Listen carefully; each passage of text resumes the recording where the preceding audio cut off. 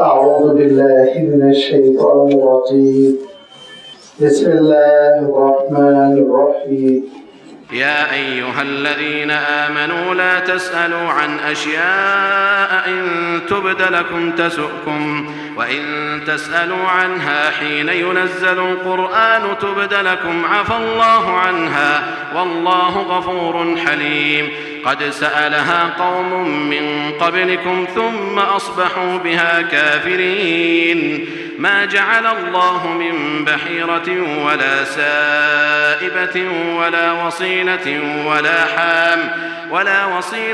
ولا حام ولكن الذين كفروا يفترون على الله الكذب وأكثرهم لا يعقلون وإذا قيل لهم تعالوا إلى ما أنزل الله وإلى الرسول قالوا حسبنا ما وجدنا عليه آباءنا أولو كان آباؤهم لا يعلمون شيئا ولا يهتدون يا أيها الذين آمنوا عليكم أنفسكم لا يضركم من ضل إذا اهتديتم إلى الله مرجعكم جميعا فينبئكم بما كنتم تعملون يا أيها الذين آمنوا شهادة بينكم إذا حضر أحدكم الموت حين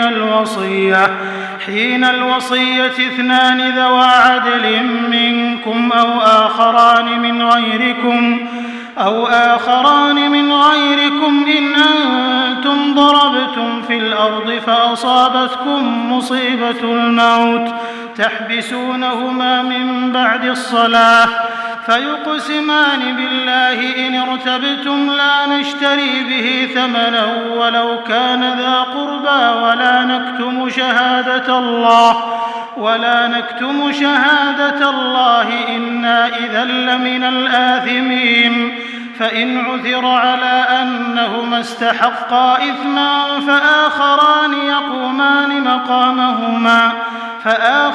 يقومان مقامهما من الذين استحق عليهم الأوليان فيقسمان بالله لشهادتنا أحق من شهادتهما وما اعتدينا إنا إذا لمن الظالمين ذلك أدنى أن يأتوا بالشهادة على وجهها أو يخافوا أن ترد أيمان بعد أيمانهم واتقوا الله واسمعوا والله لا يهدي القوم الفاسقين. صدق الله العظيم. الحمد لله رب العالمين والصلاة والسلام على سيد المرسلين وعلى آله وصحبه أجمعين أما بعد. سورۃ المائدہ کا یہ رکوع نمبر 14 ہے جس کے بھی آپ کے سامنے تلاوت کی گئی. یہ 8 آیتیں ہیں اور ان آیتوں کا سلسلہ شروع ہو رہا ہے آیت نمبر 101 سے اور یہ سلسلہ ختم ہو رہا ہے آیت نمبر 108 پر. اس رکوع کی جو وضاحت آپ کی خدمت میں آئے گی تو اس سے پہلے ذہنوں میں اس حقیقت کا اجاگر کر لیجیے کہ گویا اب یہ اختتام سورت ہے، لہذا جو خلاصہ ہے یا جو باتیں باقی رہ گئی ہیں جن کی وضاحت کرنی ہے وہ وضاحتیں جیسے کہ ایک ایکسٹینشن ہوتا ہے، ضمیمہ ہوتا ہے، اس طور پر آپ اس رکوع میں مضامین پائیں گے. عربی میں اس کو فضلکات کہتے ہیں کہ چند امور جن کی وضاحت کر دی گئی، چند امور جن کی تشریح کی گئی. کیونکہ جب اللہ تعالیٰ نے اہل ایمان سے شریعت پر کاربند رہنے کا عہد لیا، یہ ارشاد فرمایا یا ایھا الذین آمنوا اوفوا بالعقود تو پھر شریعت کے اہم اور ضروری احکام کا تذکرہ ہوا، بالخصوص ذبیحہ کے سلسلے میں، حلال جانوروں کے سلسلے میں، کہ وہ کب حلال نہیں رہ جاتے، ان کی تفصیل کرنے کے بعد اللہ تعالیٰ نے اور بھی بہت سے عبادتوں سے تعلق رکھنے والے، طہارت سے تعلق رکھنے والے احکام نازل فرمائے، اور یہ ارشاد فرمایا کہ دیکھو یہ اللہ تعالیٰ کا جو دین ہے، جو شریعت اسلامی ہے، بہت بڑی نعمت ہے، اور وہ کامل نعمت ہے، مکمل ہے، پرفیکٹ ہے، کوئی کمی نہیں، کوئی نقص نہیں۔ یہ اللہ تعالیٰ کی وہ نعمت ہے جس سے انسانوں کی بڑی تعداد محروم ہے، ان کو پتہ نہیں شریعت کس کو کہتے ہیں، احکام خداوندی کس کو کہتے ہیں، وہ جہالت کی زندگی بسر کرتے ہیں، اور ان کی زندگی کا جو طریقہ کار ہوتا ہے وہ آبا و اجداد کی تقلید، کلچر، علاقے کا رہن سہن، انہی بندشوں میں وہ زندگی بسر کرتے ہیں۔ جب اللہ کے رسول صلی اللہ علیہ وسلم نے اللہ تعالیٰ کا دین پیش فرمایا، بالخصوص اللہ کا یہ حکم تھا کہ یا ایھا الرسول بلغ ما انزل الیک وان لم تفعل فما بلغت رسالتہ، اے رسول آپ کو پورا دین پہنچانا ہے، دین کا ایک حصہ، قرآن پاک کی ایک آیت، دین کا ایک جز مخفی نہیں رکھنا ہے، پوشیدہ نہیں رکھنا ہے، واضح کر دینا ہے امت پر اس دین کو۔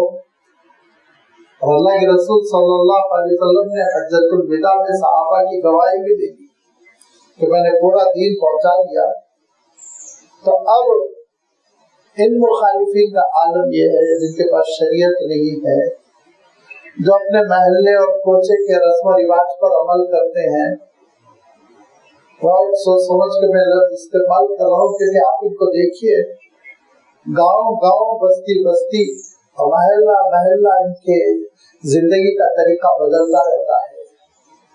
لہذا ایسے لوگ جو شریعت سے محروم ہے، وہ شریعت کی مخالفت کے لیے متفق ہو کر کھڑے ہو جائیں گے، چاہے وہ مل کے مخالفت کریں گے، چاہے وہ اہل کتاب ہو، چاہے وہ کتاب سے محروم مشرک قومیں ہو۔ ارشاد فرمایا ان کی ان سازشوں اور مکاریوں کا مقابلہ کرنا، شعور کے ساتھ زندگی بسر کرنا، اللہ کے دین کے ساتھ غافل ہونے کی کوشش نہ کرنا، غفلت میں نہ پڑنا۔ یہ ساری آیتیں گزر چکی ہیں، اور اخیر میں اللہ تعالیٰ نے حالت احرام میں شکار کا تتمہ نازل فرمایا کہ شکار تو جائز ہے تمہارے لیے، جس کا حکم گزر چکا ہے شروع میں سورۃ المائدہ کے، یہاں تک کہ سکھائے ہوئے کتے اور سکھائے ہوئے یہ شکرے جو باز وغیرہ پرندے ہوتے ہیں، ان کو بھی استعمال کر کر تم شکار کر سکتے ہو، لیکن اس کے احکام ہیں وہ گزر چکے ہیں، جس میں ایک اہم ترین حکم یہ بسم اللہ کہہ کر چھوڑو۔ دوسری بات یہ ہے کہ وہ جانور کھانا نہ شروع کرے، اگر کھانے لگے تو اس کے معنی اس نے اپنے نفس کے لیے شکار کیا، تمہارے لیے نہیں کیا۔ فرمایا مما امسکنا علیکم، تمہارے لیے پکڑ کر رکھے ہو، تم پہنچو ذبح کرو تو تمہارے لیے حلال، وغیرہ وغیرہ، یہ احکام سارے گزر چکے۔ تو چونکہ میں نے عرض کیا کہ عربوں کا بڑا ذوق بھی تھا اور ان کی زندگی کی ایک ضرورت بھی تھی شکار، لہذا حالت احرام میں آیا شکار کیا جائے گا نہیں کیا جائے گا، تو اللہ تعالیٰ نے ارشاد فرمایا نہیں، حالت احرام میں چاہے حج کے لیے ہو چاہے عمرے کے لیے ہو، کوئی کسی کا شکار نہیں کر سکتے ہو۔ ہاں سمندر سے گزر رہے ہو اور سمندری غذا اگر لینے کی نوبت آ جائے تو ارشاد فرمایا مچھلی وغیرہ پکڑی جا سکتی ہے، اس کی تفصیل گزشتہ ایک بار میں آپ کی خدمت میں رکھ چکا ہوں۔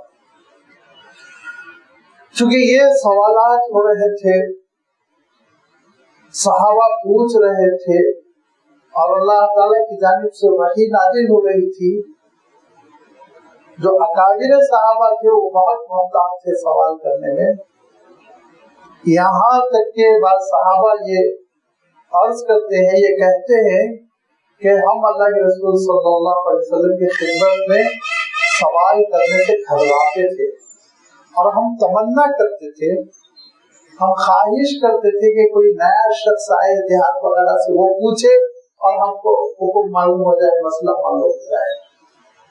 تو سوالات کے سلسلے میں مختلف قسم کے سچویشنز تھے، الگ الگ اسٹینڈ تھے، موقف تھے۔ لہذا اللہ تعالیٰ نے سوالات کے مسئلے کو یہاں پہ سب سے پہلے کلیئر کر دیا اور فرمایا کہ یا ایھا الذین آمنوا لا تسألوا عن اشیاء ان تبد لکم تسؤکم وَإِن تَسْأَلُوا عَنْهَا حِينَ يُنَزَّلُ الْقُرْآنُ تُبْدَ لَكُمْ عَفَا اللَّهُ عَنْهَا وَاللَّهُ غَفُورٌ حَلِيمٌ۔ اے ایمان والو، مختلف چیزوں کے بارے میں سوالات نہ کیا کرو کہ اگر وہ بتلا دیے جائیں، ان کا جواب ظاہر کر دیا جائے، ان تُبْدَ لَكُمْ وہ بتلا دیا جائے تو تَسُؤْكُمْ تم کو تکلیف ہوگی، پریشانی اور الجھن میں پڑ جاؤ گے۔ اور وَإِن تَسْأَلُوا عَنْهَا حِينَ يُنَزَّلُ الْقُرْآنُ، قرآن پاک جب نازل ہو رہا ہے اور اس وقت تم سوالات کرو گے تو وہی تو ہے، جواب تو دیا جائے گا۔ عَفَا اللَّهُ عَنْهَا، جو ہو چکا ہے اللہ تعالیٰ نے اس پہ تم کو معاف کر دیا، کیونکہ وَاللَّهُ غَفُورٌ حَلِيمٌ، اللہ تعالیٰ بہت بخشنے والا، بڑا مہربان ہے۔ حلیم بہت بردبار ہے۔ یہ اللہ تعالیٰ نے حکم نازل فرمایا کہ کیونکہ مسئلہ یہ ہوا تھا کہ لازمی بات ہے بعض امور کے سلسلے میں پوچھنا ضروری ہوتا ہے، سوال کرنا ضروری ہوتا ہے۔ اگر سوال نہ کیا جائے تو مسئلہ معلوم نہیں ہوگا۔ اسی لیے صحابہ نے بہت سارے سوالات کیے۔ خود قرآن پاک میں 15 مقامات ایسے ہیں جہاں پہ کہ اللہ تعالیٰ نے ارشاد فرمایا یسألونک ماذا ينفقون، یسألونک عن الشہر الحرام، یسألونک عن المحیط، یسألونک عن الروح، یسألونک عن ذی القرنین۔ ایسے سوالات آپ دیکھیں گے جس کو اللہ تعالیٰ نے خود وضاحت کرتے ہوئے کہ اے رسول آپ سے انہوں نے پوچھا، اس کا جواب یہ۔ تو پہلی قسم سوالات کی وہ ہوتی ہے جس میں سائل یعنی پوچھنے والا سنجیدہ ہو، مسئلہ معلوم کرنا چاہتا ہے، اور مسئلہ بھی اس لیے معلوم کرنا چاہتا ہے کہ وہ عمل کرنا چاہتا ہے۔ یہی جذبہ تھا کہ صحابہ نے پوچھا یسألونک ماذا ينفقون، راہ خدا میں خرچ کرنے کا کیا مسئلہ ہے، کتنا خرچ کریں۔ بڑی سنجیدگی سے پوچھا تھا، نیتیں بہت صاف ستھری تھی۔ اللہ تعالیٰ کا جواب بھی بہت کلیئر ہے، فرمایا قل العفو، یہ صحابہ کے لیے تھا۔ ارشاد فرمایا کہ جو فاضل آمدنی ہے خرچ کر دو، وہ ہماری طرح مسئلہ نہیں تھا جو 1 سال جمع کر رکھا اور مقدار زکات کو پہنچ جائے تو اس میں سے 2.5% خرچ کرو، یہ ہم بخیلوں کے لیے ہے۔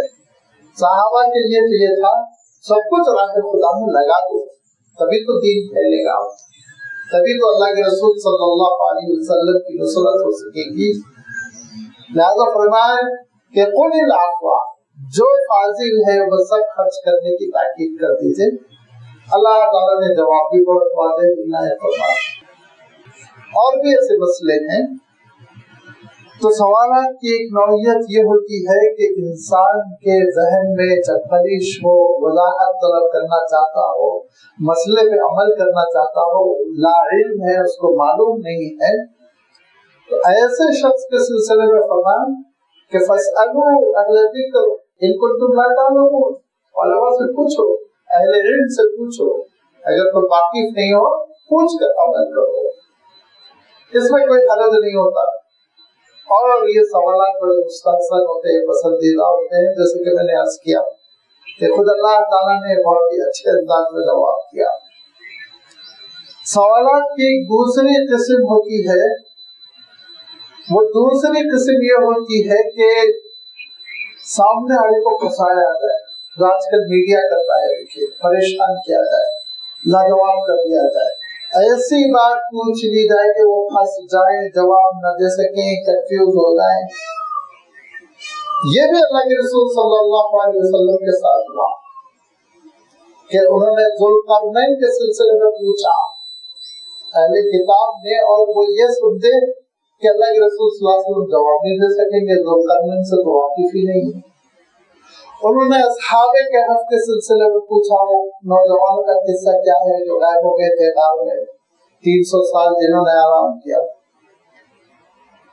انہوں نے روح کے سلسلے میں پوچھا، روح کس کو کہتے ہیں؟ وہ سمجھ رہے تھے کہ اللہ کے رسول صلی اللہ علیہ وسلم جواب نہیں دے پائیں گے، لیکن اللہ تعالیٰ نے وہی نازل فرمائی، قل الروح من امر ربی، کہ دیکھو روح تو رب کے حکم کا نام ہے۔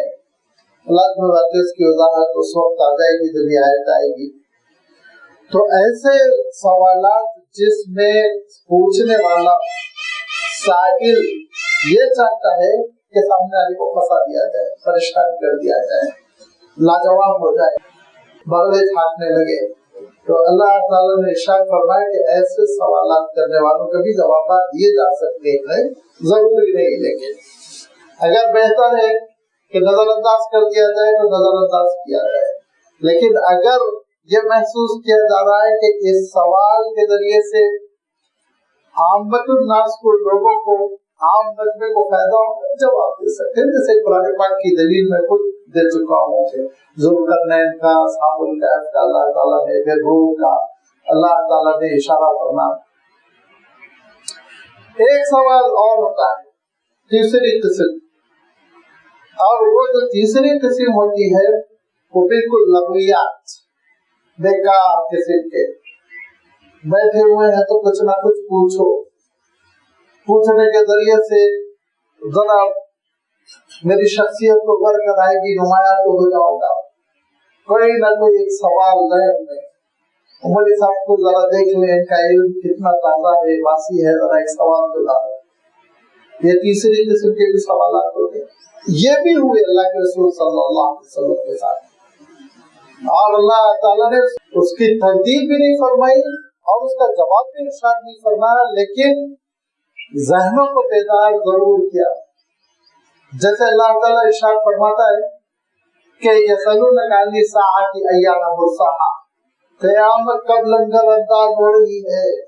اہل کتاب نے سوال کیا، بے ادبی کا انداز، لنگر انداز ہو رہی ہے، مرساہا کشتی آ کر جیسے پانی کا جہاز آ کر جیسے لنگر انداز ہوتا ہے، لنگر ڈالتا ہے، ٹھہر جاتا ہے، رک جاتا ہے۔ لازمی بات ہے، اس زمانے میں فلائٹ ولائٹ تو نہیں تھی نا، ورنہ وہ لینڈنگ پوچھتے فلائٹ کب لینڈ ہونے والی، قیامت کب لینڈ ہونے والی، وہ بیچاروں کا جتنا علم تھا اتنا انہوں نے سوال کیا۔ اللہ تعالیٰ نے کہا فیما انت من ذکرہا الی ربک منتہا، منہ موڑیے، ان سے تو جواب دینے کی ضرورت نہیں، ان کو جواب دینے کی ضرورت نہیں ہے۔ یہ جو سوال کر رہے ہیں یہ صرف اپنے دل کی بدتمیزی، اپنے دل کے بخار کو باہر ظاہر کرنا چاہتے ہیں، اس سے زیادہ اس کی حقیقت نہیں، ان کو منہ لگانے کی ضرورت نہیں۔ فیما انت من ذکرہا الی ربک منتہا، اس کا علم رب تک ہی پہنچا ہوا ہے، انتہائی علم اللہ کے پاس ہے، لہذا آپ کو جواب دینے کی ضرورت نہیں۔ حالانکہ اللہ تعالیٰ چاہتا قیامت کے سلسلے میں بڑی واضح کوئی بات ارشاد فرما دیتا، لیکن چونکہ اس گھڑی کے اوپر، قیامت کی گھڑی پر پردہ ڈالنا مقصود تھا، اس کو واضح کرنا نہیں تھا، اسی لیے اللہ تعالیٰ نے ان سے منہ موڑنے کی تاکید کر دی۔ ایک چوتھے سوال کی بھی قسم ہے، لیکن قرآن و حدیث میں اس کی میں نظیر ڈھونڈنا نہیں ملی، آج کل بہت پیدا ہو گیا، آج کل یہ چوتھے قسم کا سوال ہی زیادہ ہے۔ چوتھے قسم کا سوال یہ ہے، اپنا علم جتلایا جائے، میں جانتا ہوں، یہ بتلانے کے لیے سوال کرتے ہیں، ارے بھائی سیدھا سیدھا بتا دو، مجھے مسئلہ معلوم ہے، نہیں، پہلے سامنے والے سے سوال کریں گے، جب وہ لاجواب ہو جائے گا تو بڑی تفصیل فرمائیں گے، یہ بتلانے کے لیے کہ بڑا میرا مطالعہ ہے، معلومات ہے، اچھی طرح جانتا ہوں۔ یہ بھی ایک چوتھی قسم ہے جو آج کل بہت نظر آتی ہے۔ اکثر و بیشتر لوگ سوال اس لیے کرتے ہیں کہ لوگ مجمع پہ یہ تاثر دیں، سامعین پہ تاثر دیں، بڑے ذی علم ہے، واقف ہے، مطالعہ تعالیٰ کر کے آتے ہیں، یہ بھی ایک چوتھی قسم ہے۔ تو لازمی بات ہے اس میں جواب دینے کی ضرورت ہی نہیں ہوتی. وہ خود لمبی چوڑی تقریر کرتے ہیں جواب میں، تو پھر جواب دینے کا سوال ہی نہیں ہے. لہذا اللہ تعالیٰ نے لغو قسم کے سوالات، یعنی آخری دو قسم جس میں کسی کو پھنسانا مطلوب ہے اور اپنا تکبر، اپنی بڑائی، اپنا علم جتلانا مقصود ہے، ایسے سوالات کے سلسلے میں ارشاد فرمایا کہ اے ایمان والو ایسے سوالات ہرگز نہ کیا کرو.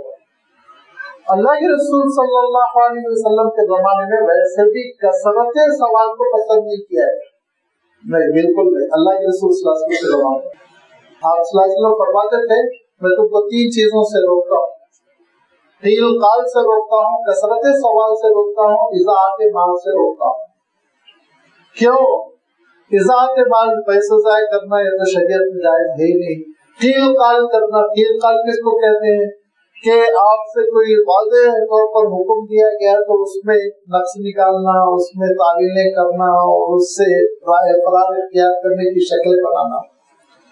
کثرت سوال سے اس لیے روکا گیا کہ شرط یہ تھی حین ینزل القرآن، قرآن پاک نازل ہو رہا تھا، اور ایسے سوالات ہوں جس کی وجہ سے کوئی حکم آ جائے اور وہ حکم امت مسلمہ کے لیے، آنے والی نسلوں کے لیے اگر مشقت کا باعث بن جائے تو آپ صلی اللہ علیہ وسلم نے اس کو جرم قرار دیا. اللہ کے رسول صلی اللہ علیہ وسلم کی خدمت میں سوالات ہوتے تھے، اللہ کے رسول صلی اللہ علیہ وسلم جواب دیا کرتے تھے. اس میں کسی قسم کا کوئی مسئلہ نہیں تھا. تو ایک مرتبہ حضرت عبیدہ بن حذافہ رضی اللہ تعالیٰ عنہ نے کہا کہ اللہ کے رسول ذرا باغ و بہار سے دلچسپ باتیں کیا کرتے تھے. تو کہا اللہ کے رسول میرے ابا کا نام کیا ہے؟ نہیں پوچھنا چاہیے تھا ایسے، اللہ کے رسول ہے نا. تو آپ صلی اللہ علیہ وسلم نے کہا تم حذیفہ کے بیٹے، اس میں کیا شک و شبہ. اس میں ایک صحابہ کرام مچل گئے کہ یہ سوال کیا تو میں بھی کوئی سوال کروں، کچھ میں بھی بولوں. مجلس میں میں نے عرض کیا نا رنگ جمانے کے لیے بھی لوگ سوالات کرتے، تو میں کہا اینا مدخلی یا رسول اللہ، اللہ کے رسول میرا کیا حشر ہونے والا ہے؟ تو آپ صلی اللہ علیہ وسلم نے فرمایا فینا جہنم. فرمایا آپ صلی اللہ علیہ وسلم. ان کا نام روایتوں میں نہیں آتا ہے، کیا حشر ہوا روایتوں میں نہیں آتا ہے، لیکن جواب تو سخت پڑ گیا نا. جواب تو اور لازمی بات ہے کہ ایسا مسئلہ تھا کہ اللہ کے رسول صلی اللہ علیہ وسلم نے کوئی ازراہ مذاق ارشاد فرمایا نہیں، نعوذ باللہ. لازمی بات ہے وحی کی بنیاد پر بات ارشاد فرمائی ہوگی. اللہ کے رسول صلی اللہ علیہ وسلم بعض چیزیں مستقبل کی بتا دیا کرتے تھے. ایک جنگ میں ایک صاحب بڑھ چڑھ کر حصہ لے رہے تھے، دشمن کے صفوں میں گھسنا، کاٹنا، مارنا، واپس آنا. تو صحابہ نے رشک کیا اور کہا کہ اللہ کے رسول ان کو دیکھیے کیا زبردست جنگ کر رہے ہیں، کارہائے نمایاں انجام دے رہے ہیں. تو آپ صلی اللہ علیہ وسلم نے ایک ہی جملہ کہا چھوٹا سا، ان اللہ یؤید ھذا الدین برجل فاسق. فرمایا کبھی کبھی اللہ تعالیٰ اپنے دین کا کام فاسقوں سے بھی لے لیتا ہے. جو صحابی نے سن لیا وہ چونک گئے کہ یہ بات اللہ کے رسول کیوں فرما رہے ہیں. لہذا وہ کہتے ہیں جب دوسرے دن پھر جنگ شروع ہوئی تو اس بہادر سپاہی کا میں تعاقب کرنے لگا. تو دیکھا وہ لڑتے رہے. پھر اخیر میں انہوں نے تلوار الٹی رکھی، دستہ زمین پر رکھا، نوک اوپر کی اور اس کے اوپر سینہ رکھی، خودکشی کر لی. وہ اصل بہادر اسلام کی خدمت یہ جذبے سے نہیں آئے تھے، وہ خودکشی کرنا چاہ رہے تھے، اسی لیے لڑ رہے تھے. اور یہ حقیقت اللہ کے رسول صلی اللہ علیہ وسلم پر آشکارا ہو چکی تھی. تو اللہ کے رسول نے یہ جو صاحب نے کہا اینا مدخلی یا رسول اللہ، تو آپ صلی اللہ علیہ وسلم نے ارشاد فرمایا فی النار، تو کچھ حقیقت تھی جس کی وجہ سے اللہ کے رسول نے فرمایا. اب ان کے لیے تو باعث تکلیف ہو گیا نا، اسی لیے فرمایا یا ایھا الذین آمنوا لا تسألوا عن اشیاء ان تبد لکم تسؤکم.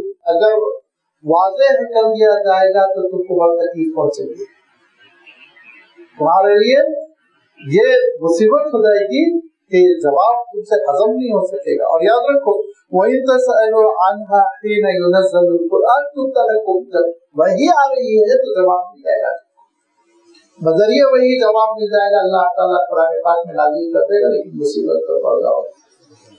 चुनाचे एक तीसरे किस्म का सवाल अल्लाह के रसूल सल्लल्लाहु अलैहि वसल्लम की खिदमत में हजरत अली रज़ी अल्लाह तआला अन्हु फरमाते हैं कि हज के अहकाम बयान कर रहे थे अल्लाह के रसूल सल्लल्लाहु अलैहि वसल्लम, और ये इरशाद फरमाया कि देखो मुसलमानों, तुम पर हज अल्लाह ताला ने फर्ज किया। तो एक साहब जो बैठे हुए थे उन्होंने कहा आफिकुल्ली आमीन या रसूल अल्लाह, हर साल। अब मदीने मुनव्वरा से तो मक्के मुकर्रमा दूर नहीं है ना, हर साल हज मुमकिन है। उनके लिए ये सवाल आसान था। तो अल्लाह के रसूल सल्लल्लाहु अलैहि वसल्लम ने दूसरी तरफ देख के फरमाया कि मुसलमानों पर अल्लाह ताला ने हज फर्ज किया, खिताब फरमाना चाह रहे हैं, कुछ अहकाम बयान करना चाह रहे हैं, फिर इधर आके कहते आफिकुल्ली आमीन या रसूल अल्लाह। हुजूर ने फरमाया अगर मैं सिर्फ इतना कह दूं नाम हाँ, तो हर साल तो हज फर्ज हो जाएगा।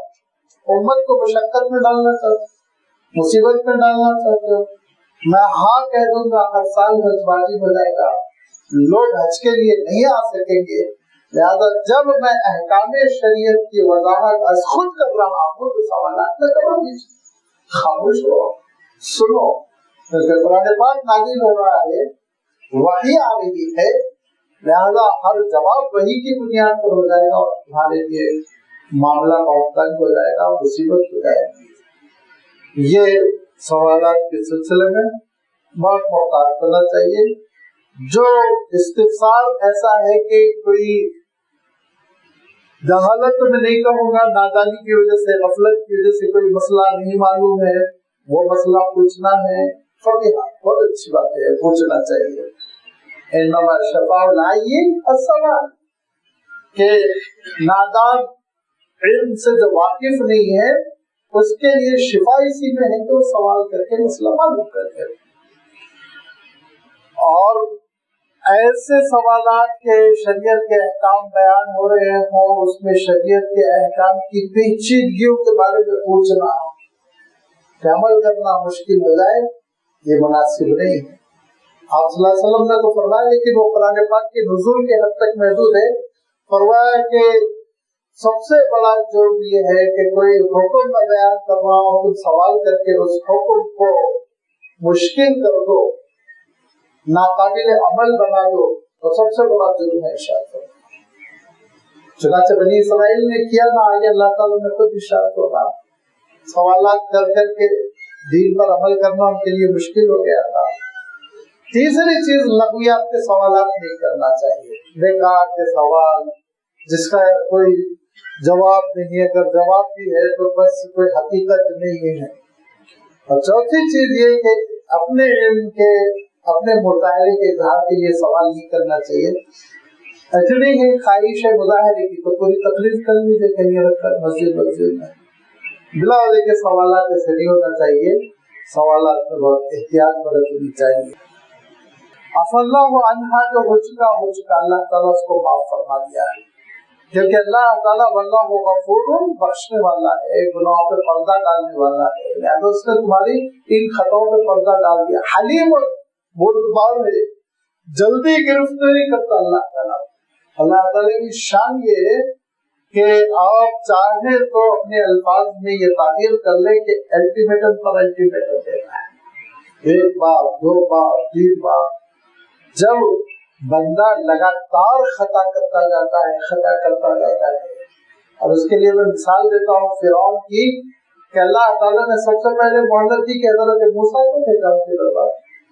हज़रत मूसा अलैहिस्सलाम समझाने आ गए, यहीं पे मोहलत खत्म हो गई ना, अल्लाह के रसूल ने हुज्जत पूरी कर दी। लेकिन उसके बाद भी वो बदतमीजी करा, नहीं माना, तो मोजज़ात दिखला दिए, खत्म हो जाना चाहिए था मामला। उसके बाद भी वो मुखालिफत किया, जिद किया, सताया, सालों केस चलता रहा, तो अल्लाह ताला ने हज़रत मूसा अलैहिस्सलाम से कहा, इसको छोड़िए, आपकी जरूरत कर लीजिए। तो अपने घर बैठा रहता, महल में खाता पीता, मर जाता शायद, तब नहीं हुआ। लेकिन तीसरी हद को भी उसने पार किया, देखिए, और हज़रत मूसा अलैहिस्सलाम का ताक़ुब किया, उनके पीछे अपना लश्कर लगाया, तो अल्लाह ताला ने कीचड़ में, पानी में उसका हिस्सा खत्म कर दिया। ये मोहलतें होती हैं अल्लाह ताला की जानिब से, बहुत ही अल्लाह ताला माफ फरमाता है, डिले करता है। हलीम के मानी होते हैं कि जल्दी पेश में न आने वाला, बहुत जल्दी जो तैश में आ जाते हैं, शॉर्ट टेम्पर, बिल्कुल उसकी जिद जस्ट ऑपोजिट समझ लीजिए हलीम है, संजीदा, गौर करता रहता है, छोड़ता रहता है, माफ करता रहता है, पकड़ करना है नहीं करना है, बहुत सोच समझ के वो एक्शन लेता हो, यही तशरीह कर सकते हैं। लेकिन अल्लाह के लिए जब ये लफ्ज आता है हलीम, तो उसकी वो बुर्दबारी और उसकी वो मोहब्बत, उसकी वो करम फरमाई मुराद होती है जिसमें वो बंदों को जराइम पर, गुनाहों पर सडनली सजा नहीं देता, ऑन द स्पॉट।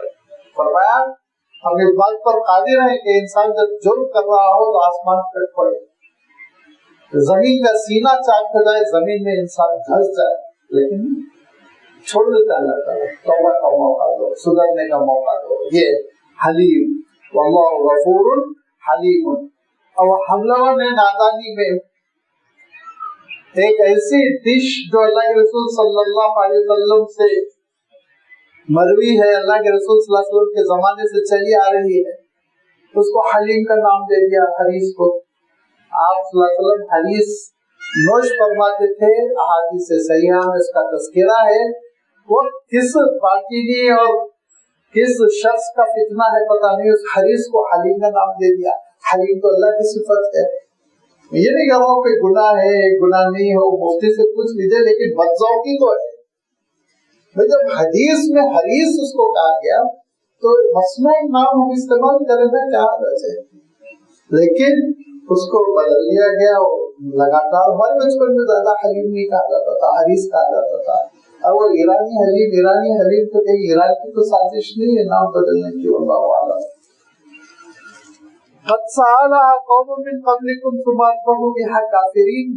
ऐसे ही सवाल तुमसे पिछली कौमों ने किया और फिर कर नहीं सके, काफिर बन गए, इनकार कर दिया। सबसे बड़ी मिसाल तो हजरत मूसा अलैहिस्सलाम तस्लीम की उम्मत की है कि जब हजरत मूसा अलैहिस्सलाम ने कहा इन्नल्लाह यअमुरुकुम अन तज़बहू बक़रतन, सिंपल अल्लाह का हुक्म है एक गाय से बात खत्म हो गया, उनको सवाल की जरूरत ही नहीं थी। एक गाय पकड़ते ज़िबा कर देते, हुक्म पर अमल हो जाता। नहीं, उन्होंने क्या किया आप जानते हैं ना, मालूम हम माहिया, कलर क्या होना चाहिए, उम्र क्या होना चाहिए, कद क्या होना चाहिए, कैसी होनी चाहिए, सवाल सवाल सवाल, यहाँ तक कि अल्लाह ताला खुद इरशाद फरमाता है कि ये आलम हो गया है कि करना उनके लिए बहुत मुश्किल हो गया था, लेकिन बड़ी मुश्किल से उस नसीब की गाय मिली और उसको ज़िबा किया, तब जाके ये मसला हल हुआ। तो जो मसला था सूरह बकरा में इसकी पिछली गुजर चुकी है। तो फरमाया कि तुमसे पहले जो कौमें गुजरी उन्होंने इस तरह के सवालात नबियों से किए और उसके बाद उस पर अमल करना उनके लिए मुश्किल हो गया, नहीं अमल कर सके तो उन्होंने इनकार कर दिया, न हो सकता, हम नहीं कर सकते इस पर।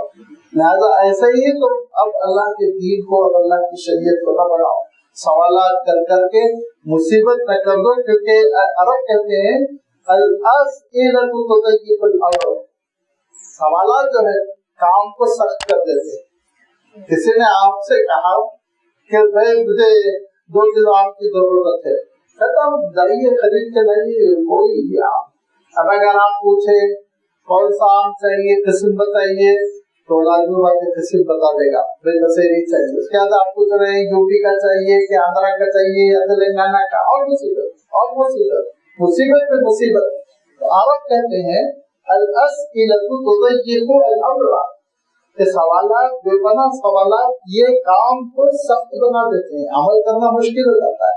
सिंपल सादगी के साथ नहीं पसंद फरमाते थे अल्लाह के रसूल सल्लल्लाहु अलैहि वसल्लम इस तरह के सवालात को, जिसकी वजह से अमल करना मुश्किल होता है।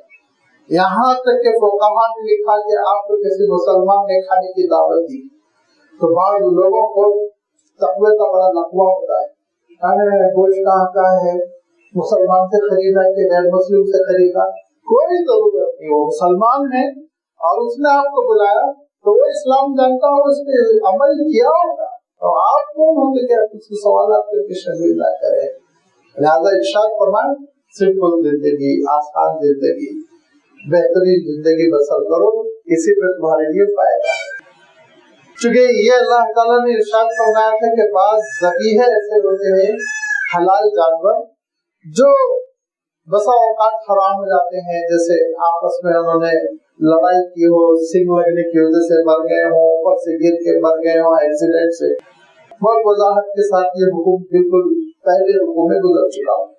उसी का एक एक्सटेंशन बाकी रह गया था, एक एडिशन क्लैरिफिकेशन, कि अरब कुछ जानवर छोड़ा करते थे, वो जानवरों को फिर वो इस्तेमाल नहीं करते थे, हराम समझते थे। और उसकी वजाहत इसलिए जरूरी थी कि अल्लाह ताला को मालूम था कि हिंदुस्तान में भी आके लोग यही हरकत करेंगे, लिहाजा इसका हुक्म बयान कर दिया है। मा जअलल्लाहु मिन बहीरतिन वला साइबतिन वला वसीलतिन वला हाम, अल्लाह ताला ने मशरू नहीं करार दिया, दीन में हुक्म नहीं नाजिल किया बहीरा का, साइबा का, वसीला का, हाम का। बहीरा उस ऊँटनी को कहते थे जिसने 10 बच्चों को जन्म दिया। बाद रिवायतों में आता है 10 के 10 वो ऊँट थे, यानी मुज़क्कर मेल। बाद रिवायतों में आता है कि 10 के 10 फीमेल थे। तो ऐसी सूरत में अरब कहते थे कि अब ये गौ माता को नहीं कह सकते, ऊँट माता है, इसको छोड़ दो। लिहाजा आप ना उसके ऊपर सवार होते थे, ना उसका दूध दोहते थे, ना उसको ज़िबा करके इस्तेमाल करते थे, छोड़ देते थे, जहाँ जाए मुँह मारे जिंदगी बसर कर दे, उसको बहीरा कहते।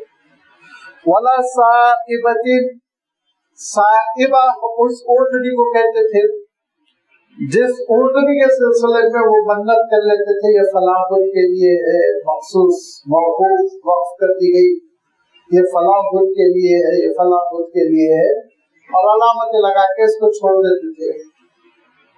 वला वसीलतिन, और वसीला ऊँट के सिलसिले में भी कहा गया, बकरी के सिलसिले में कहा गया कि जो लगातार बच्चों को जन्म दे चुकी हो उस बकरी को भी छोड़ देते थे। वला हामिल, और हाम उस बकरे को कहते थे जिस बकरे से उनको 10 नस्लें मिल चुकी हो, बाद रिवायत में आता 5 नस्लें मिल चुकी हो, तो वो आजाद, अब वो ज़िबा नहीं किया जाएगा, वो फिरता रहेगा गलियों में और बदबू फैलाता रहेगा। अल्लाह ताला इरशाद फरमाता है दीन में इसकी कोई नज़ीर नहीं, कोई हकीकत नहीं, ये सब गलत बातें हैं। वलाकिन्नल्लज़ीना कफ़रू यफ्तरून अलल्लाहिल कज़िब, जो ये कर रहे हैं वो कुफ्र कर रहे हैं, अल्लाह ताला की जानिब झूठ की निस्बत कर रहे हैं। कहाँ अल्लाह ताला ने ऐसे ऊँट को छोड़ दो, ऐसे बकरे को छोड़ दो। तो अक्सरुहुम ला याक़िलून, अक्सर और बेशतर अकल से महरूम है, बेवकूफ है, नादान है जो ये हरकतें करते हैं। ये हरकतें फिर धीरे धीरे धीरे धीरे हिंदुस्तान में फिर रोनुमा हो गई और मुख्तलिफ नामों से जानवरों को छोड़ा जाने लगा। सड़क पर आपको बड़े जानवर भी नजर आते हैं, छोटे जानवर भी नजर आते हैं। इनके वाकई वो लोग भी हरकत करते हैं जो मुसलमानों का दावा करते हैं, इनके नाम पे छोड़ दिया बकरे को, उनके नाम पर छोड़ दिया बकरे को, अब उसको आप हाथ नहीं लगा सकते, अब आप उसको ये नहीं कर सकते, करेंगे तो वही आस्थाने पे ले जाके ज़बह करेंगे। और भाई शरीयत में इसके कोई नज़ीर नहीं। ये कुफ्र करना है कि अल्लाह की जानिब तुम झूठ की निस्बत कर रहे हो। ये कह रहे हो अल्लाह ने ये हुक्म दिया है कि जानवर को हाथ न लगाया जाए, ज़िबा न किया जाए, मारा न जाए, खाया न जाए, तो कहाँ ये सब कहाँ है शरीयत में? लिहाजा ये शरीयत में जब नहीं है तो लाजमी बात है ये कहना कि इसमें सवाब है, ये दीनदारी है, ये दरअसल झूठ की निस्बत है जो अल्लाह ताला की जानिब करना है। वइज़ा क़ील लहुम तआलू इला मा अंज़लल्लाहु, जब उसे कहा जाता है आओ उस चीज की जानिब जो अल्लाह ताला ने नाजिल फरमा दी, व इला रसूली, और रसूल के अहकाम की जानिब। फिर मैं अर्ज़ करता हूँ, गुज़श्ता में मैंने ये बात कही थी कि अल्लाह ताला की किताब वही इलाही और अल्लाह के रसूल सल्लल्लाहु अलैहि वसल्लम की सुन्नत, अहादीस, अहकाम दोनों याद रखिए दीन का सोर्स है। जो शुबा डालने की कोशिश करते हैं कि कुरान में आया तो बोलो, हदीस में आया तो नॉर्मल, तो बिल्कुल गलत फहमी के शिकार है। अल्लाह की किताब, किताबुल्लाह और सुन्नत रसूलुल्लाह, ये दोनों सोर्स है दीन के, बुनियादी सोर्स है। इरशाद फरमाया कि जब उनसे कहा जाता है और अमल करो उस पर जो अल्लाह ने नाजिल फरमाया, अमल करो उस पर जो अल्लाह के रसूल सल्लल्लाहु अलैहि वसल्लम ने इरशाद फरमाया, कालू, जवाब देते हैं, कहते हैं حسبنا ما وجدنا علیہ آباءنا، ہمارے لیے کافی ہے کہ یہ ہمارے آبا و اجداد کا کلچر ہے، ہمارے خاندان کا رواج ہے، ہمارے پاس ہوتا چلا آیا۔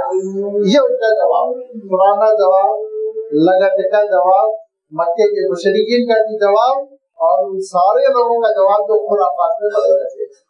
آپ بلائیے، سمجھائیے، بھائی قرآن سے ثابت نہیں، حدیث سے ثابت نہیں، ایک ہی بات کہیں گے وہ ہمارے گھر میں ہوتا ہے، ہمارے ویر صاحب کرتے ہیں، ہمارے پاس رواج ہے اس کا، ہر سال ہم کرتے ہیں، لہٰذا ہم چھوڑنے کے لیے تیار ہیں۔ ارشاد فرمایا اولو کانا آباؤہم لا یعلمون شیئا، اگرچہ کہ ان کے آبا و اجداد علم نہیں رکھتے تھے، ان کو نہیں معلوم تھا، احکام شریعت نہیں پہنچے تھے، ولا یہتدون، یا پھر یہ کہ وہ ہدایت یافتہ نہیں تھے، ہدایت سے محروم تھے، جہالت میں پڑے ہوئے تھے، گمراہی میں پڑے ہوئے تھے، شرک میں پڑے ہوئے تھے۔ اگر تم اللہ اور اس کے رسول پر ایمان کا دعویٰ کر رہے ہو تو اللہ کے اور اللہ اور اس کے رسول کے احکام پر عمل کرو۔ یہ اور اس طرح کی بات کہنا کہ جس کی وجہ سے کتاب، اللہ کی کتاب اور آپ صلی اللہ علیہ وسلم کی سنت کی اہمیت گھٹ جائے، یہ دراصل کفر ہے، یہ دراصل دین کے خلاف بغاوت ہے۔ اور حیرت ہوتی ہے کہ اتنی موٹی بات ہے جس کو بار بار سمجھایا گیا کہ بھائی دین وہ ہے جو اللہ نے نازل فرمایا، دین وہ ہے جو اللہ کے رسول صلی اللہ علیہ وسلم نے واضح فرمایا، دین وہ ہے۔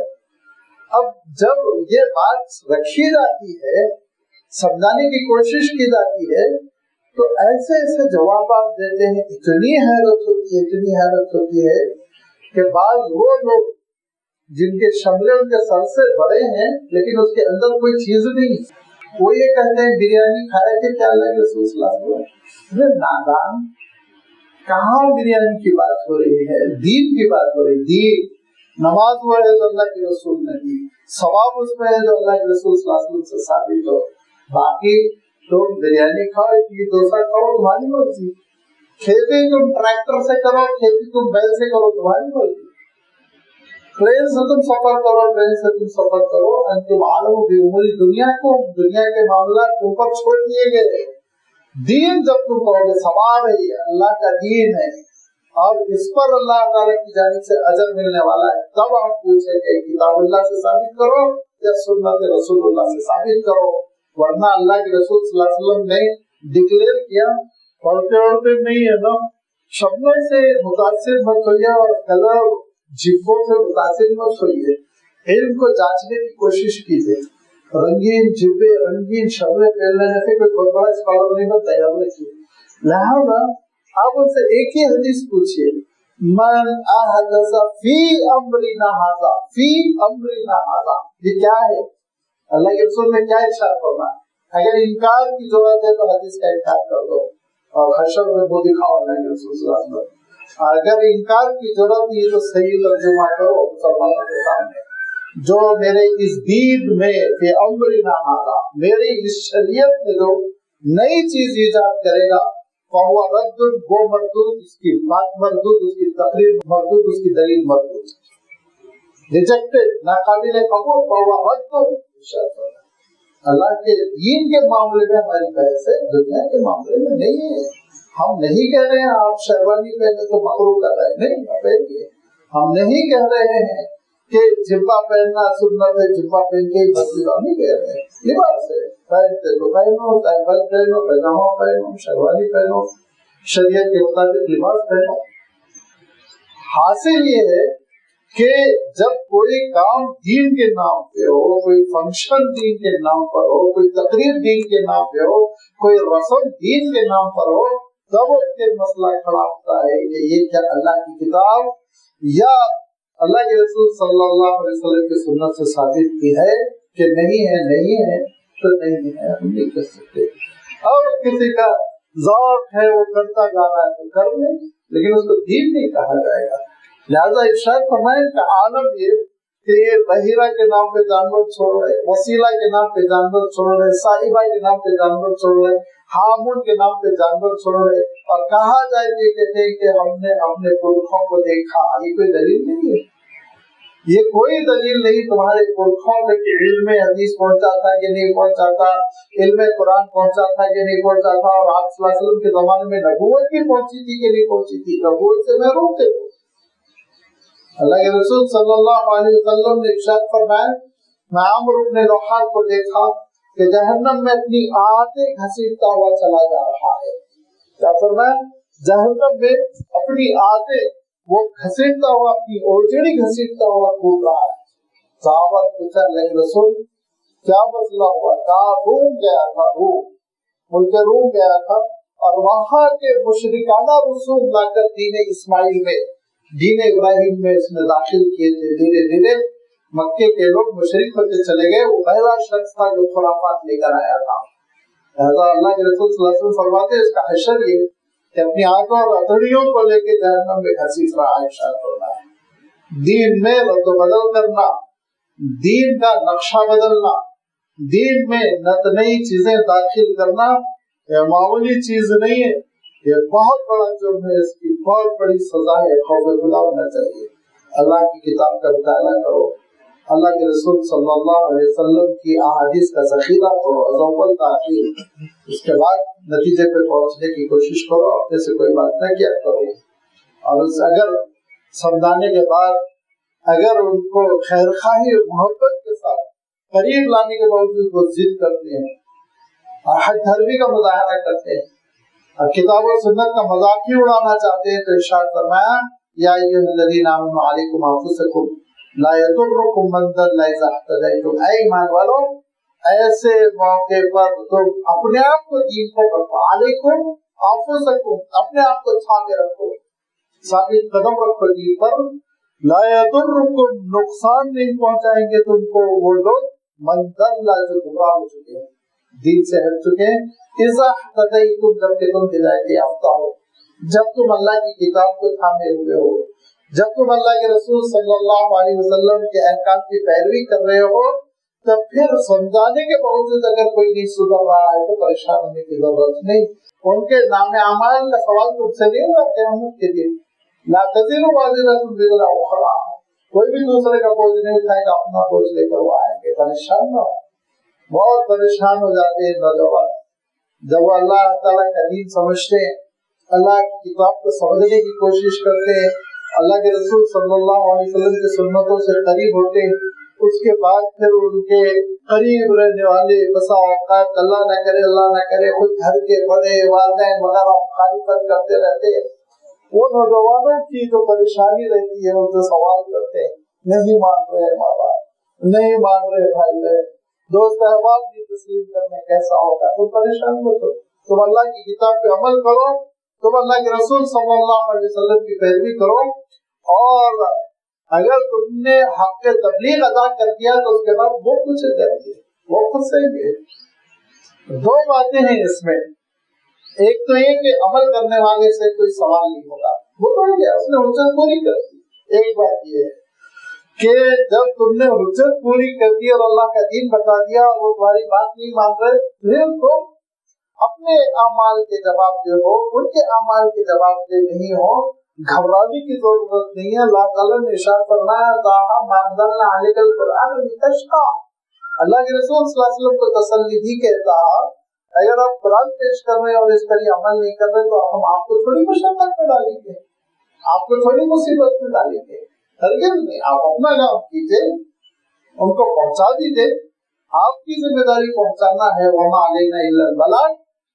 رسولوں نے یہ کہا کہ ہماری ذمہ داری تبلیغ کرنا، عمل کرنا نہ کرنا تو تمہاری ذمہ داری۔ تو ایک چیز تو یہ، دوسری چیز جو اللہ تعالیٰ اس آیت کے ذریعے سے ہم کو اور آپ کو جو تاکید فرما رہا ہے وہ یہ کہ ماحول کے خلاف ہونے کی وجہ سے تم ہدایت یافتہ نہ رہو، یہ غلط ہوگا تمہارے لیے۔ تم تو ہدایت پہ رہو، تم تو حق پر رہو۔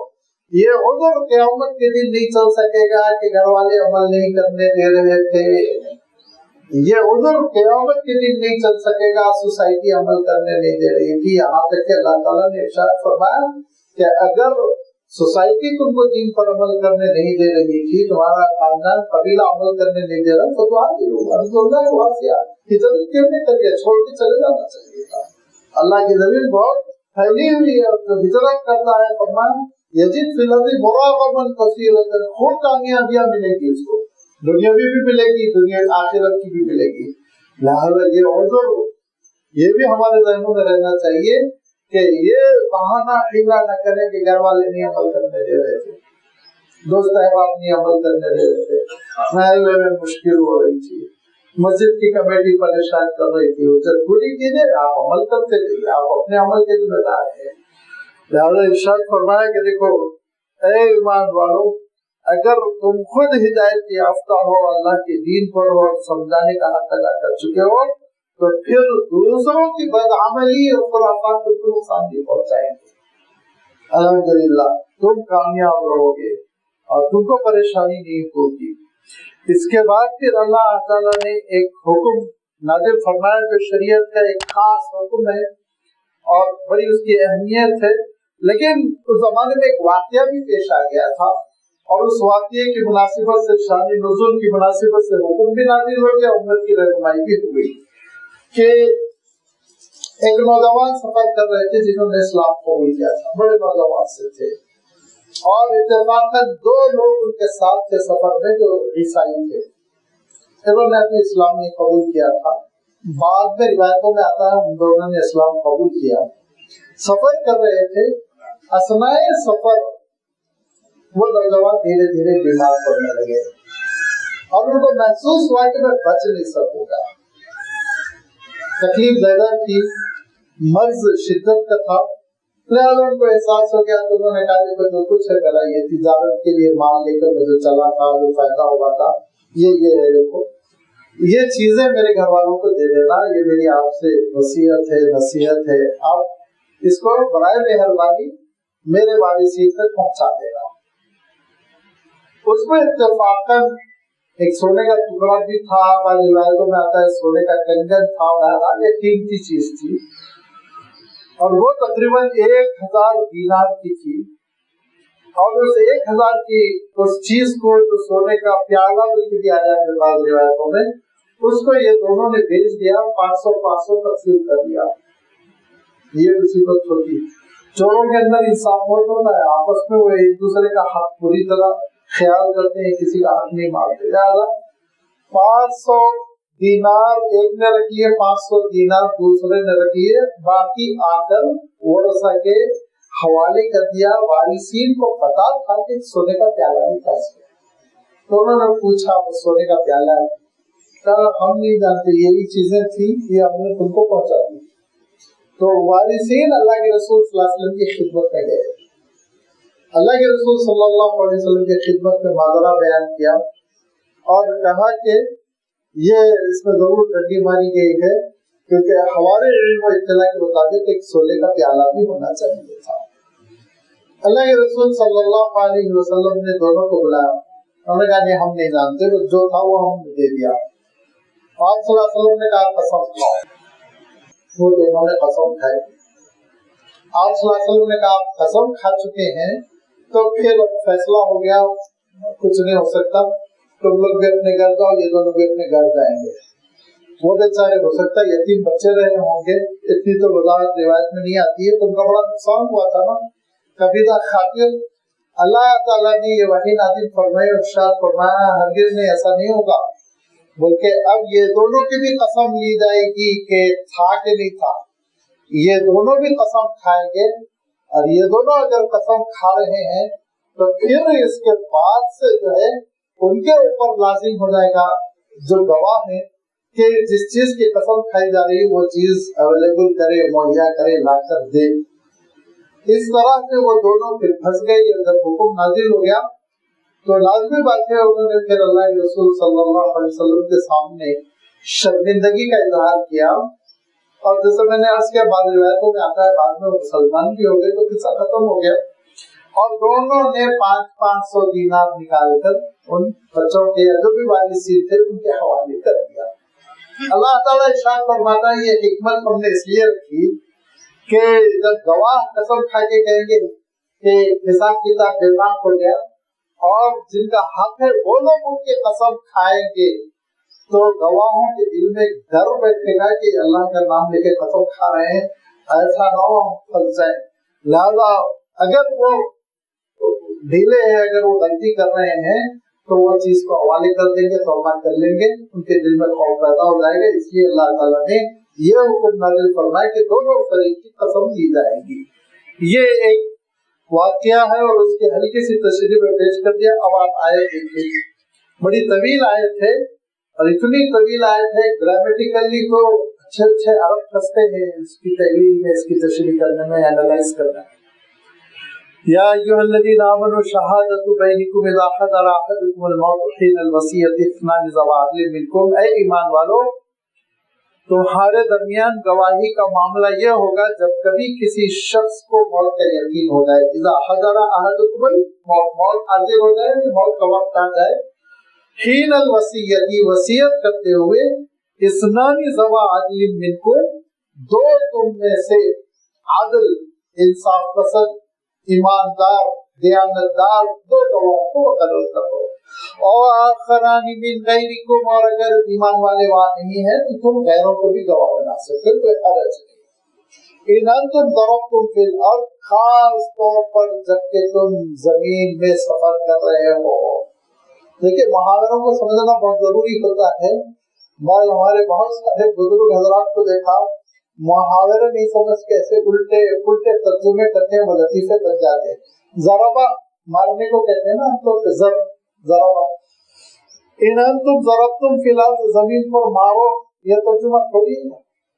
ترجمہ ہے جبکہ تم زمین میں سفر کر رہے ہو, یعنی محاورہ ہے.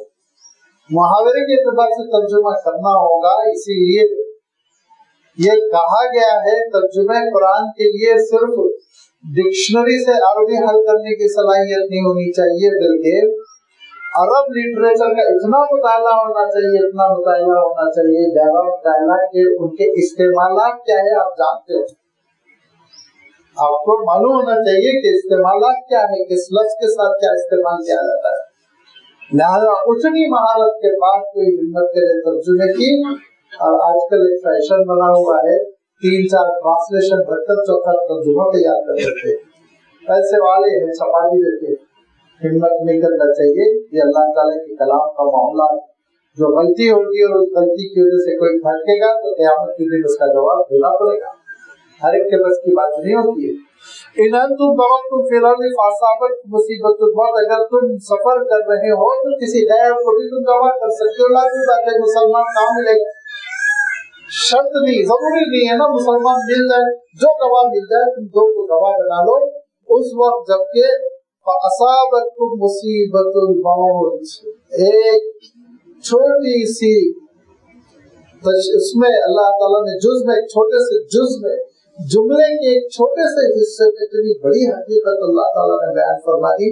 حالانکہ حکم گواہی کا ہے, لیکن دیکھیے اللہ تعالیٰ نے کیا فرمایا, فاصابتکم مصیبۃ الموت, جبکہ موت کی مصیبت تم پر آ پڑے. موت ایک مصیبت ہے, آسان چیز نہیں ہے.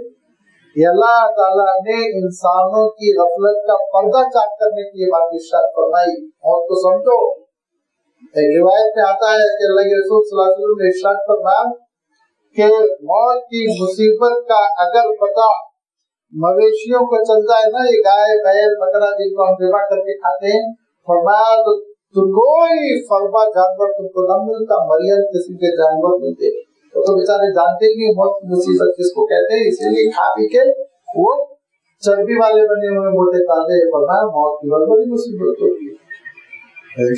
مرحلے وار ہے, 3 مرحلوں سے انسان گزرتا ہے موت سے پہلے. پہلا مرحلہ تو یہ ہوتا ہے کہ اذا بلغت الحلق, کہ انسان کی جان نکلنی شروع ہوتی ہے تو جو دور کے اعضاء ہیں, پیر کی انگلیاں, ان کی جنبش اور حرکت بند ہونے لگتی ہے. کلا اذا بلغت التراقیہ وقیل من راق وظن انه الفراق والتفت الساق بالساق الى ربك يومئذ المساق. ایڑی سے ایڑی رگڑنے لگتا ہے, پینے میں بس جان نکلتی ہوئی محسوس ہوتی ہے. اس وقت ہوش حواس رہتا ہے, جس کی وجہ سے وہ دیکھتا ہے دھیما داری کرنے والے انجان ہو رہے ہیں اور ڈاکٹر کو بلانے کے بجائے دم کرو سورہ یاسین پڑھو کہہ رہے ہیں. تمام क्या मन रात है कोई दम करने वाला, वजन डालना हो फिर जब वो समझ लेता है कि अब छोड़ के जाना है दुनिया, शऊर है उसको। लेकिन फरमाया ज़बान इतनी सकील हो जाती है कि बयान नहीं कर सकता, बोल नहीं सकता। पहला मरहला तो ये होता है। यहाँ से फिर दूसरे मरहले में इंसान दाखिल होता है, सकरातुल मौत उसको कहते हैं। अब वो सकरातुल मौत के मानी होते हैं कि बेहोशी किसी कैफियत, गुनूद की तारी होती, आंखें बंद होती हैं, खुलती हैं। यहाँ तक कि अल्लाह के रसूल सल्लल्लाहु अलैहि वसल्लम के सिलसिले में हज़रत आयशा रज़ियल्लाहु तआला अन्हा फरमाती है कि गुनूद की हो रही है, पानी मंगाते थे और प्याले में पानी देते, पानी में हाथ डाल के चेहरे पे लगाते, थोड़ा सा आज सल्लल्लाहु अलैहि वसल्लम एक फ्रेशनेस महसूस करते, बशाशत महसूस करते, फिर गुनूद की और हाथ लड़खड़ा जाता।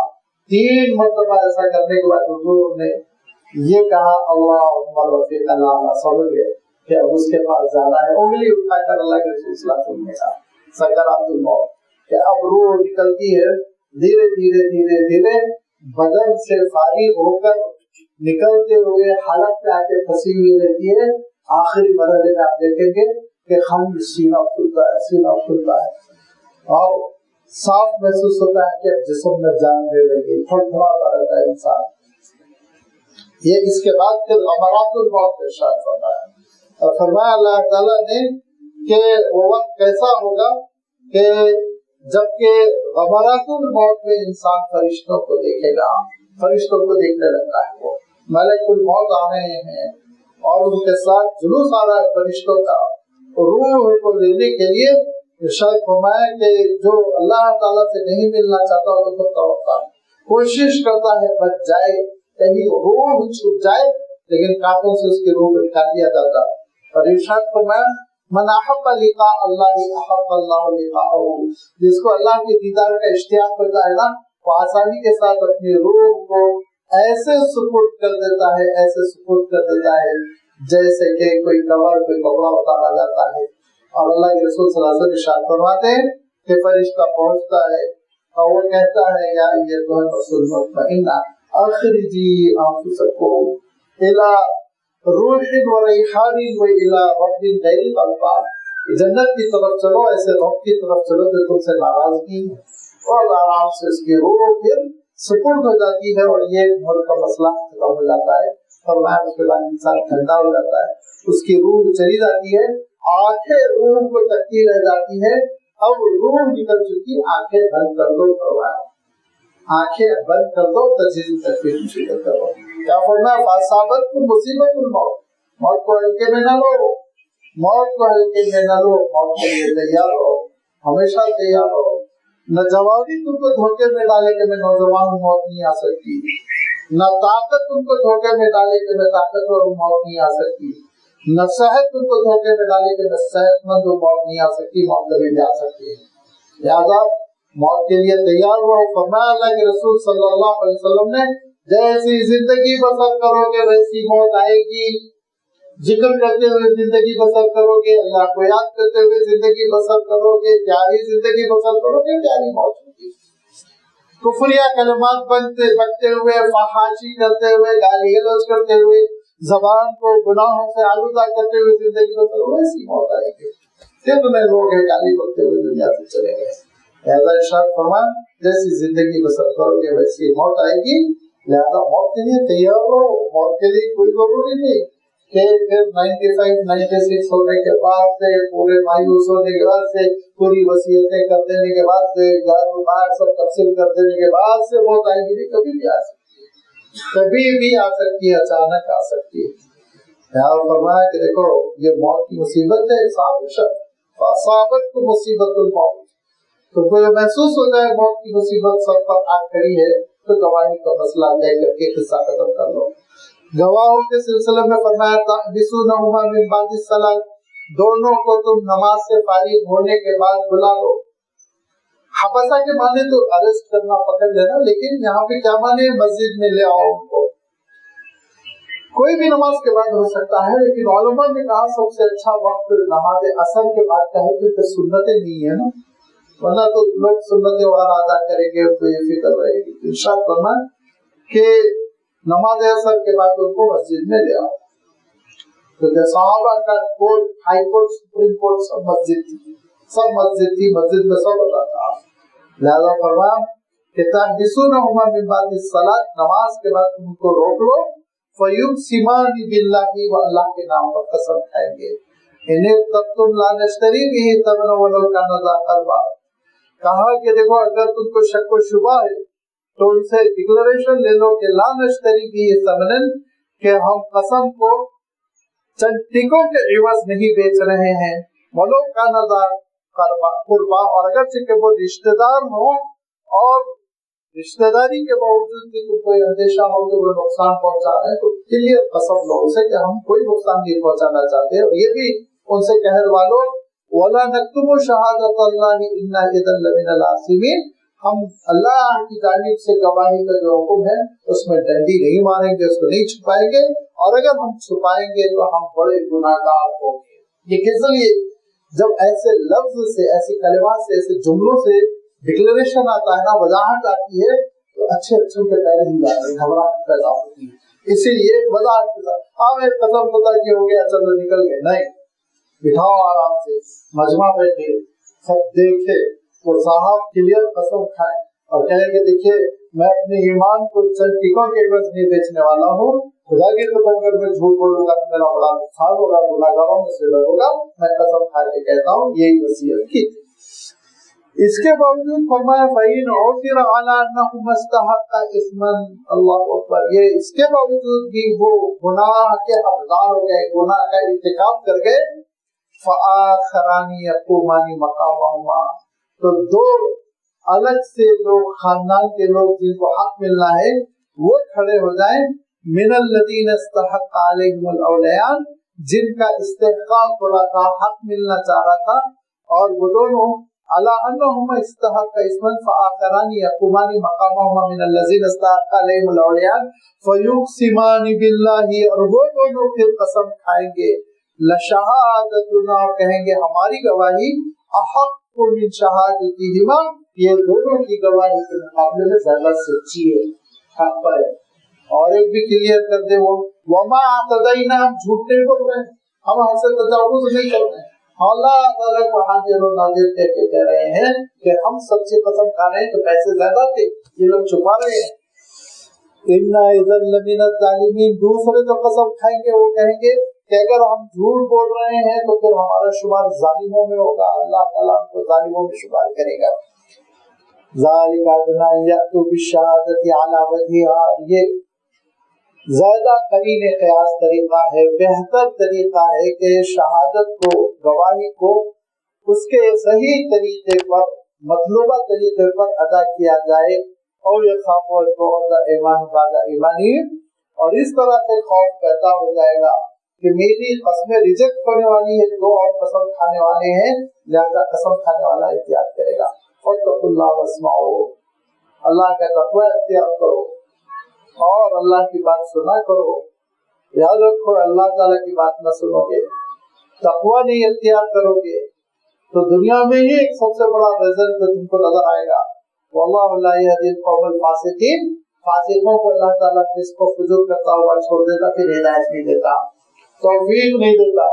जो गुनाहों की तरफ चलते चले जाते हैं, जो तौबा नहीं करते, जो अल्लाह ताला की जानिब रुजू नहीं करते, जिनके दिल गुनाहों पर नाज़िल नहीं होते, जो रो कर गिड़गिड़ा कर माफी नहीं मांगते, फिर अल्लाह ताला हालात के हवाले कर देता है, काफिरों के हवाले कर देता है, मुशरिकों के हवाले, नजिस लोगों के हवाले कर देता है। उनके दरमियान जिंदा रहो, उनके दरमियान मरो, लिहाजा बचने की कोशिश करो, हमेशा अपने दिल को अल्लाह ताला से जोड़े रखो, उसे रुजू करो, इस्तिग़फ़ार करो, और गवाही का मसला आता है, सच्चाई की बुनियाद पर गवाही देने की कोशिश करो, उसमें किसी किस्म की कोई मिलावट न करो। सबसे बड़ी गवाही तो मैदान हशर की होगी, मैदान हशर की अदालत उज़्मा होगी, और उस अदालत कुबरा में अल्लाह के रसूलों की शहादत होगी, और उन शहादत पर अल्लाह के आखिरी रसूल सल्लल्लाहु अलैहि वसल्लम की शहादत, वो क्या मंजर होगा, और वो क्या रोब दबदबा होगा अल्लाह ताला के जलाल का, और किस तरह से अच्छे अच्छों के पैरों तले जमीन सरक जाएगी, उस पूरे मंजर पर अल्लाह ताला ने آنے والی آیتوں میں 2 رکوع میں بیان فرمائیں انشاءاللہ. اس کی وضاحت آئندہ اتوار آپ کی خدمت میں رکھی جائے گی. وآخر دعوانا الحمدللہ رب العالمین.